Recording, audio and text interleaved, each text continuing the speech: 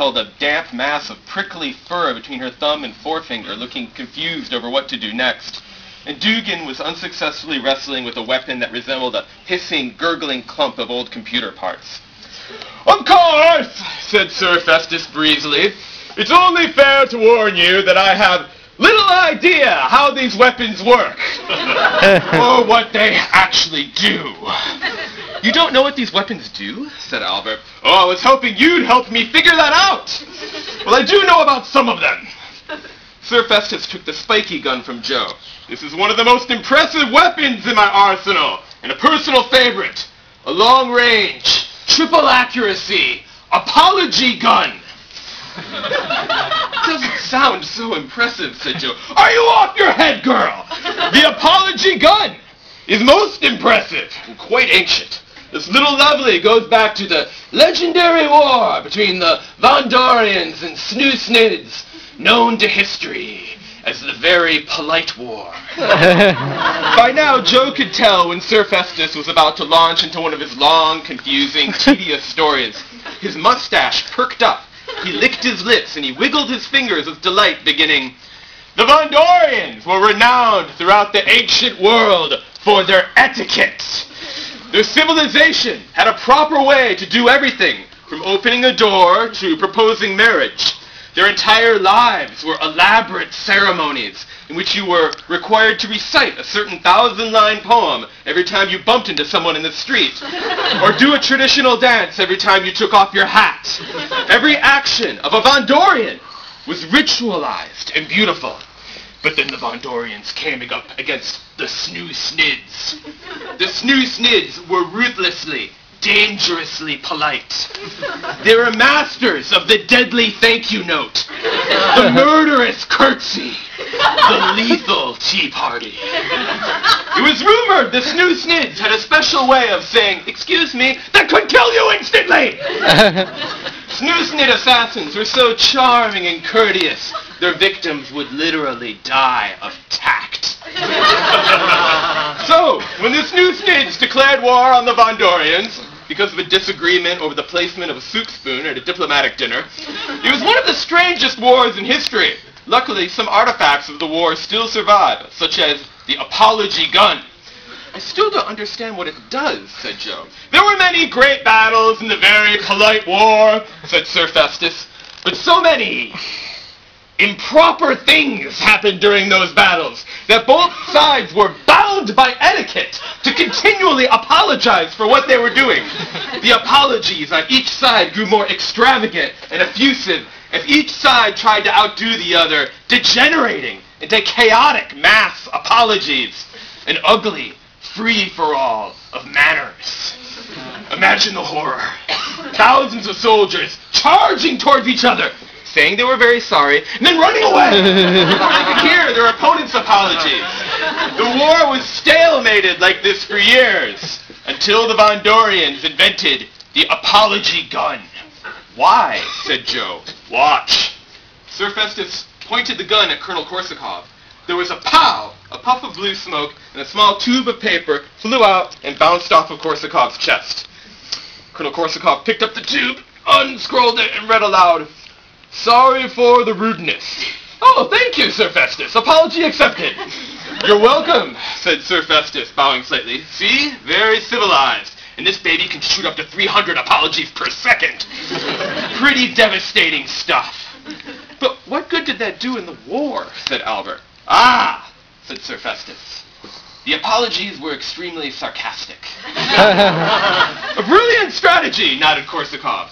Sir Festus showed Joe a small dial. "You can adjust this knob from sincere to sarcastic, depending on what kind of apologies you want to fire.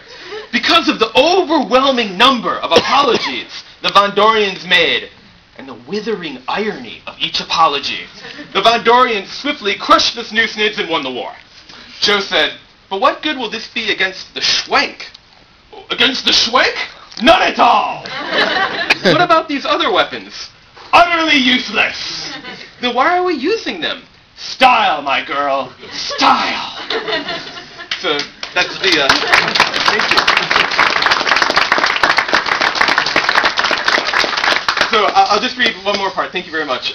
So Joe makes an enemy in Eldritch City, a rival named Fiona Ferlini. Fiona knows Joe's secret of who she really is, and she wants to unmask her, and Joe can't let this happen. You know, when you have a rival in Eldritch City, that means, and you're a knight or a squire, that means you have to eventually fight a duel against them. There's many traditions about dueling in Eldritch City. They take place in this cavern in the middle of the mountain known as the Dome of Doom. You have to dress up. The duel is done with these flaming double-sided lances while you're riding on top of an ostrich, a flying ostrich. And you have to dress up as one of the 144,444 gods of Eldritch City. So Joe is dressed up as Asnath, the silver kitten of deceit, and Fiona is dressed up as Ichthala, the all-devouring mother. Another tradition before the duel is that they have to insult each other and threaten each other in this old classical style. And so I'm going to read the insult part of the duel. So,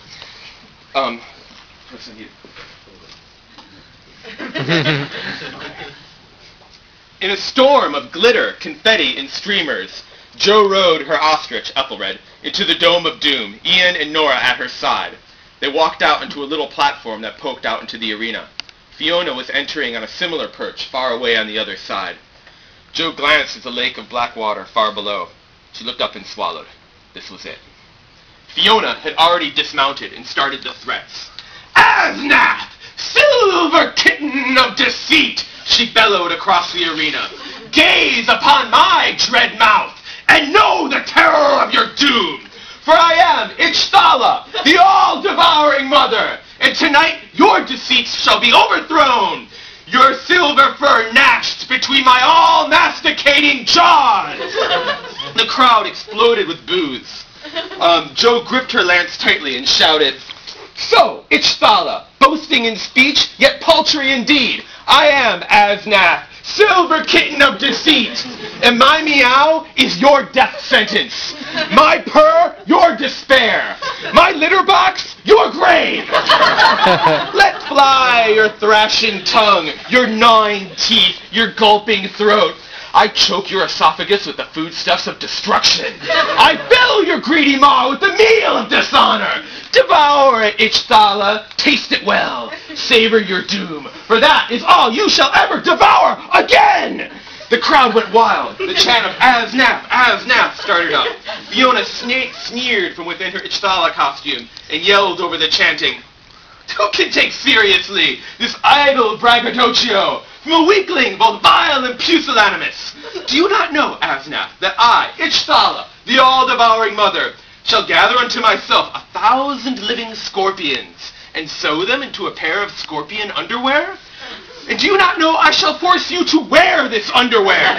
For I shall do this, Asnath, and as you howl, stung in the most unmentionable places by your own writhing, poisonous underwear, I shall also set that underwear on fire. And then I'll kick you. I have spoken!" "Can it be, Ichthala?" retorted Jo. "Have you dishonored even your own dishonorable self and stooped to stitching disgraceful undergarments in your diseased fantasies? Do such whimsies allow you to escape your nauseous existence and your ignominious fate? For your fate is this. I, Asnath, silver kitten of deceit, shall cut you into narrow strips and stretch your entrails into a thin twine and then string a guitar with them. And then I will play your second least favorite song on that guitar, for to play your least favorite song would be too good for you, and frankly a bit much. I have spoken!" Fiona was enraged. "I'm going to rip off your fingernails, Asnath, and feed them back to you in a spicy gumbo of your own blood." "I'm going to eat your children," countered Jo. "I don't care if you don't have any yet. When you're in the labor, I'll be waiting outside the delivery room with a knife and a fork. I'm going to tear out your intestines," foamed Fiona. "Then I'm going to make a rodeo lariat out of those intestines, then lasso you with your own intestines, and then hang you with your own intestines. I'm going to cut cut off all your fingers, shouted Joe. Then I'm going to crop your mother's fingers, your father's fingers, the fingers of everyone you love. And then I'm going to build hundreds of doll houses out of those severed fingers. Then I'm going to put rats in those doll houses. And then after the rats get comfortable, I will kill all the rats. And then I will burn down the city and kill you with a diamond dagger plunged deep in your dark, unholy, malformed, unnatural, godless, nauseating, cancerous,